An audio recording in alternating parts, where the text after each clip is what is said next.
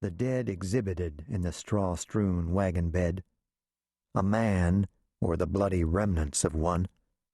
A raw-boned, middle-aged woman with one bare and dirty foot protruding from the makeshift shroud. A girl with hair the color and sheen of a bird's wing.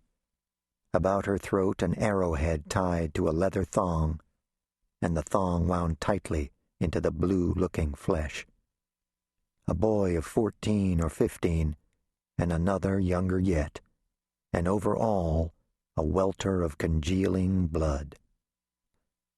Aligned so, and staring at the uncaring sky, they are beyond any commiseration you might have for them, and you'd be hard put to come up with a sin they might have committed enormous enough to have brought them to so shoddy an end.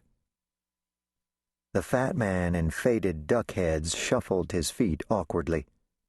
Behind him, the malign sun had burned away the last of the morning mist, and the false front stores and tacky houses assembled themselves almost apologetically, dimensionless and makeshift props for the darker tableau that has played beyond the curtain.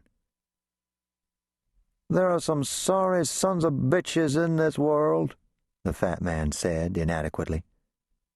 "I believe about half of 'em are running wild in the hurricane," Sandy said. "Who's running wild? Who done this mess, anyway?" "God knows. More likely the devil. Old man Bookbinder got jumped by Granville Sutter and faced him down with a horse pistol. There's a Tyler boy lost in there, wandering around with a rifle, and some story about a dead sister and Fenton Breese, Miss Barry, and dead folks. Turned up at my house 2 or 3 o'clock in the morning, half out of his head. Said we might ought to open some graves. I ain't much for grave robbing, but after this, I'd believe most anything." "Well, I'll be goddamned," the fat man said suddenly. "I never noticed that." He pointed, a bloody mound of curly hair. "A dog in there." He brought out a taffy-colored dog, some breed of terrier. The dog's eyes were open, and its distended tongue as purple as a chow's. Strangest of all, the dog's ears had been pierced, and it wore a gaudy pair of dime-store earrings. "Well, I'll be damned. I don't believe I ever seen a dog wearing earbobs." "Reckon why whoever it was killed the dog, anyway?" "I thought about that some," Sandy said. "I believe it was just all there was left to kill." They came up through the stand of cypress that shrouded the graveyard, the pickup hidden off the road and a chert pit clotted with inkblot bowers of honeysuckle. There were 2 of them, a young woman and a gangling youth who appeared to be younger still. A leaden rain out of the first slow days of winter had begun some time after midnight, and the cypresses wept as they passed beneath them, the tools the pair slung along in their hands refracting away such light as there was, and the pair pausing momentarily when the first milk-white stones rose bleakly out of the dark.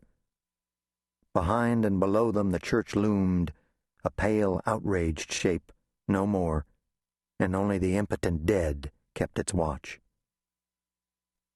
The girl moved ahead amongst the gravestones with a sense of purpose, but the boy hung back as if he'd had second thoughts or had other places to be.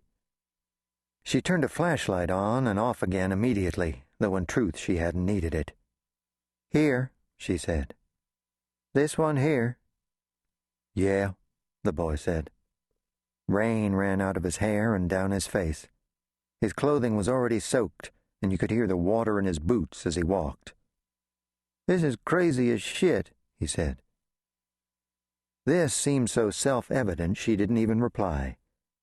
He drove the spade into the earth mounded atop the grave, and leaning his weight into the work, began to remound the earth in a pile next the grave.